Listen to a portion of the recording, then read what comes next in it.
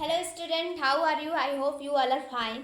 So today we will discuss the topic that is hemodialysis, which is a very important the point of view of board also, and some questions are also put up from this topic, and we have to understand the functioning of of artificial kidney, how artificial kidney work, and what is the hemodialysis. तो जैसा कि हम जानते हैं कि हमारी एक kidney खराब हो जाती है तो हमारी दूसरी किडनी पे सारा प्रेशर होता है ब्लड को फिल्टर करने के लिए, यूरिन का प्रोडक्शन करने के लिए।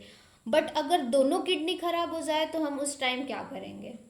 तो जब हमारी दोनों किडनी खराब हो जाती है तो जैसा कि जानते हैं कि अगर किडनी खराब हो गई, ब्लड का फिल्ट्रेशन नहीं हुआ, हार्मफुल टॉक्सिक मटेरियल अगर हमारी बॉडी में रह गए तो वो हमारी बॉडी के लिए बहुत ही हार्मफुल है। बट इसी चीज़ से बचाने के लिए जब हमारी दोनों किडनी खराब हो जाती है तो एक आर्टिफिशियल किडनी का यूज़ किया जाता है जब तक कि कोई किडनी ट्रांसप्लांट ना हो जाए, या फिर इस आर्टिफिशियल किडनी के यूज से जो ब्लड का प्यूरिफिकेशन होता है, फिल्ट्रेशन होता है, एक्सक्रिएशन के लिए हेल्प करता है। तो इस प्रोसेस को हेमोडायलिसिस कहते हैं। जब दोनों किडनी खराब हो जाती तो एक आर्टिफिशियल किडनी का यूज किया जाता है ब्लड को फिल्टर करने के लिए, और इस पूरे प्रोसेस में जितना ये पूरा जो प्रोसेस होता है, जिस तरह से होता है, उस प्रोसेस को हम क्या कहते हैं?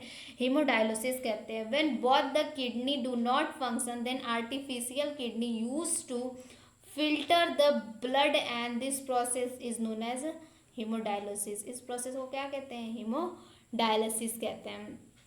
अब हम now we will see the function, how the hemodialysis takes place, how the filtration of blood through the artificial kidney takes place. तो लेट्स स्टार्ट। तो इसमें क्या किया जाता है? एक ट्यूब को अटैच किया जाता है, दो ट्यूब को अटैच किया जाता है ह्यूमन की आर्म से। एक आर्टरी से अटैच होता है और एक वेन से अटैच होता है। आर्टरीज क्या करता है? आर्टरीज से ब्लड को लिया जाता है इस पाइप में, और यहाँ पे हिपेरिन नाम का एक केमिकल यूज़ किया जाता है। ये इसलिए यूज़ किया जाता है ताकि जैसे ही ह्यूमन की बॉडी से ब्लड बाहर आता है हम जानते हैं कि वो क्लॉट करने लगता है, लेकिन हिपेरिन वो केमिकल है जिसकी वजह से जो ब्लड में क्लॉटिंग नहीं होती है, वो फ्लूइड फॉर्म में ही रहता है। आर्टरी से इस ट्यूब में ब्लड को लिया जाता है। ब्लड को यहाँ से यहाँ पे एक पंप लगा होता है जो कि इस ब्लड को मेंटेन करता है, इसके फ्लो को मेंटेन करता है। इस ब्लड को फिर इस डायलाइजिंग बैग, इसे हम क्या कहते हैं? इसे हम कहते हैं डायलाइजिंग बैग होता है ये। इसे डायलाइजिंग बैग में हम इसे भेजते हैं।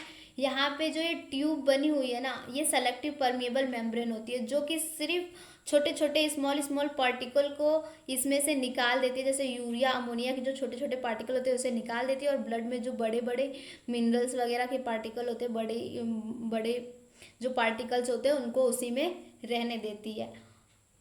तो इस तरह से सेलेक्टिव परमेबल मेम्ब्रेन से जो छोटे छोटे पार्टिकल, जो स्मॉल इम्प्योरिटीज होती है, वो ब्लड से रिमूव हो जाती है। अब हम देखेंगे कि ये जो डायलाइजिंग बैग है वो दो वेसल से अटैच होता है। एक में ये जो डायलाइजिंग बैग है उसमें जो होता है वो डायलॉजिंग सॉल्यूशंस की हेल्प से क्या होता है कि इसमें सब जो इम्प्यूरिटीज़ मिक्स होके इस बैग में, इस वेसल्स में चली आती हैं, और इसमें जो होता है इस वेसल्स में प्योर जो होता है डायलॉजिंग सॉल्यूशंस होता है, जिसको यहाँ से इस डायलाइजिंग बैग में भेजा जाता है। यहाँ पे डायलाइजिंग बैग में डायलाइजिंग सॉल्यूशन होता है जो कि इम्प्यूरिटी से कंबाइन हो जाता है by the process of diffusion की वजह से कंबाइन हो जाता है, और फिर ये जो यूरिया वगैरह, जो अमोनिया है, जो टॉक्सिक मटेरियल है, वो इस वेसल्स में चला आता है। फिर जो यहाँ पे जो ब्लड प्यूरिफाई होगा, क्योंकि यहाँ से जो डायलाइजिंग सॉल्यूशन था वो ब्लड में गया, इम्प्योरिटी से अटैच हुआ, इम्प्योरिटीज़ यहाँ से बाहर निकल आई, और यहाँ पे जो बचा वो सिर्फ प्योर ब्लड बचा। फिर इस प्योर ब्लड को वेन्स के थ्रू इस बॉडी में इंजेक्ट कर दिया जाता है। वेन्स के थ्रू इंजेक्ट किया जाता है क्योंकि आर्टरी जो होता है वो ब्लड को डिस्ट्रीब्यूट करता है बॉडी पार्ट में, इसलिए आर्टरीज से ब्लड को लिया जाता है। तो जो ये प्योर वर्ल्ड ब्लड है, मतलब कि ये जो फिल्ट्रेशन के बाद जितनी भी इम्प्योरिटीज़ निकल गई हैं उसको फिर से क्या कर दिया जाता है, इस बॉडी में वेंस के थ्रू इंजेक्ट कर दिया जाता है। वेंस के थ्रू इंजेक्ट इसलिए किया जाता है क्योंकि जो आर्टरीज होती है वो कलेक्टिंग कलेक्टिंग ब्लड वेसल्स नहीं होती है, वो डिस्ट्रीब्यूटिंग ब्लड वेसल्स होती है। आर्टरी जो होती है डिस्ट्रीब्यूटिंग, मतलब वो ऑक्सीजन रिच होती हैं और उसमें जो ब्लड फ्लो करता है ऑक्सीजन रिच होता है, वो पूरी बॉडी में घूमता है।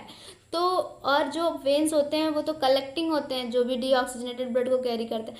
तो उसी तरह से हम समझेंगे कि इस ऑक्सीजनेटेड ब्लड को फिल्टर करते फिर इसे वेन्स के थ्रू, जो वेन्स जो होता है ब्लड को कलेक्ट करता है, तो ये जो होता है वेन्स के थ्रू इसमें भेज दिया जाता है, बॉडी में फिर से इंजेक्ट कर दिया जाता है।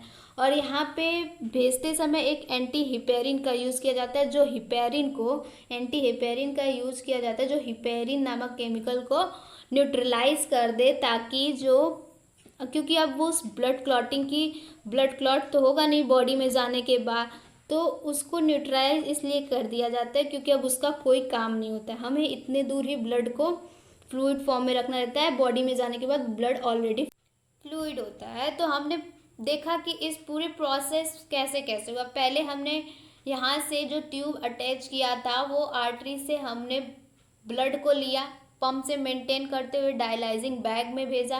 डायलाइजिंग बैग में ट्यूब्स लाइक की स्ट्रक्चर होती है जो कि सेलेक्टिव परमेएबल मेम्ब्रेन होते हैं, और ये जो होता है इसमें से जो स्मॉल पार्टिकल होते हैं इम्प्योरिटीज़ वगैरह अलग हो जाती, और जो लार्ज पार्टिकल होते हैं वो ब्लड में ही रह जाते हैं। फिर से यहाँ से जो डायलाइजिंग सॉल्यूशन, इस वेसल से डायलॉजिंग सॉल्यूशन इस डायलाइजिंग बैग में भेजा जाता है।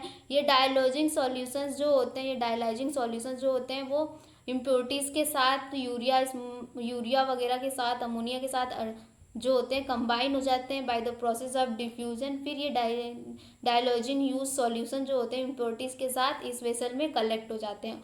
यहाँ पे जो बचता है वो प्यूरिफाइड ब्लड बचता है, फिल्टर के बाद जो ब्लड बचा होता है वो बचता है। फिर इसे बॉडी में क्या कर दिया जाता है, इंजेक्ट कर दिया जाता है। ये जो होता है वो वेंस के थ्रू इंजेक्ट कर दिया जाता है। तो ये पूरा प्रोसेस देखा।